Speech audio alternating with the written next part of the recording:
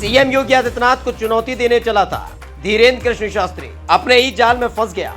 योगी आदित्यनाथ के नाम पर बुलडोजर बाबा से इतना हुआ परेशान कि बुलडोजर को लेकर कर दिया ये कांड। मकान तोड़ने वाली मशीन को रसोई में पहुंचाया, बुलडोजर से खाना पकवाया, लोगों को खाना परोसवाया।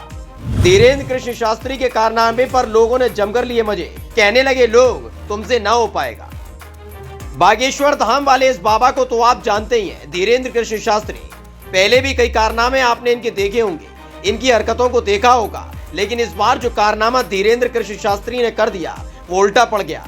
दरअसल इस बार इन्होंने किसी और को नहीं बल्कि सीधे सीएम योगी आदित्यनाथ को चुनौती दे डाली। सत्ता में आने के बाद से ही देखा होगा, योगी आदित्यनाथ न सिर्फ अपराधियों के खिलाफ सख्त कार्रवाई कर रहे हैं, बल्कि अपराध के दम पर खड़ी की गई इमारत को बुलडोजर से गिराया गया है। 2022 के चुनाव में तो योगी आदित्यनाथ का नाम बदलकर बुलडोजर बाबा रख दिया गया था।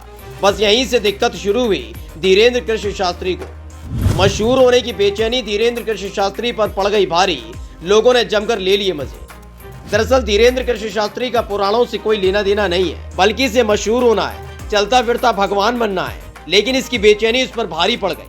हाल ही में ये कई बार अपने प्रवचन में बुलडोजर का जिक्र भी कर चुका है, लेकिन इस बार इन्होंने बुलडोजर का इस्तेमाल खाना बनवाने के लिए कर डाला। हुआ यूं कि बागेश्वर धाम में भंडारे का आयोजन किया गया, भक्तों को निमंत्रण दिया गया। धीरेन्द्र कृष्ण शास्त्री के बुलावे पर भक्त पहुंच भी गए, लेकिन जब भंडारे के आयोजन में बुलडोजर और मिक्सर देखा तो परेशान हो गए। भंडारे में खाने का इंतजाम भरपूर कराया गया था, लेकिन खाना बनाने का काम बुलडोजर से हो रहा था। बड़ी बड़ी कढ़ाइयों में बुलडोजर मुंह डाले पड़ा हुआ था, तो वही सीमेंट और गिट्टी मिक्स करने वाली मिक्सर में सब्जी पकाई जा रही थी। बुलडोजर की मदद से भक्तों में खाना बांटने का भी प्रोग्राम रखा गया था।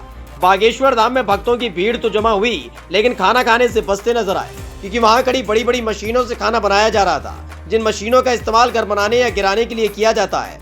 इस दौरान बताया गया कि 2 दिन तक भंडारे का आयोजन किया गया, जिसमें 4 लाख भक्तों के लिए खाने का इंतजाम किया गया था।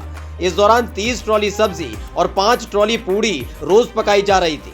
यही नहीं, इसके अलावा 40 ट्रॉली मालपुआ, 20 ट्रॉली खीर तैयार हुई। हो सकता है इसे आप पागलपन करार दें, लेकिन ये सब सिर्फ एक दिक्कत की वजह से हुआ। वो था योगी आदित्यनाथ का बुलडोजर बाबा के तौर पर मशहूर हो जाना, जिसके बाद धीरेन्द्र कृष्ण शास्त्री ने नया फॉर्मूला अपनाया, जिसमें उसने बुलडोजर से खाना पकवाकर खुद को बड़ा साबित करने की कोशिश की और बकायदा इसकी वीडियो भी बनवाई, जिससे लोग उसे भी बुलडोजर बाबा के तौर पर पहचाने। लेकिन इसकी पहचान बनती उससे पहले ही लोग इसे उल्टा सीधा सुनाने लगे, और जो दाव धीरेन्द्र कृष्ण शास्त्री ने चला था वो उल्टा पड़ गया। इस दौरान लोगों ने कहा कि हर कोई योगी आदित्यनाथ हो जाए ये जरूरी नहीं। उन्होंने मशहूर होने के बुलडोजर का सहारा नहीं लिया था, बल्कि बुलडोजर का सही जगह इस्तेमाल किया था। अगर यही काम कर लिया होता तो इतना बेइज्जत ना होना पड़ता।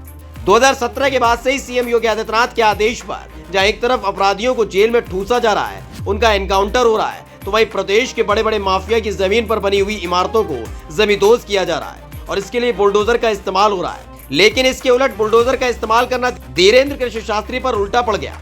आपको धीरेन्द्र कृष्ण शास्त्री के इस कारनामे पर क्या कहना है, कमेंट करके जरूर बताएं, और पेज को लाइक और सब्सक्राइब करना ना भूलें। Special desk India 7 now.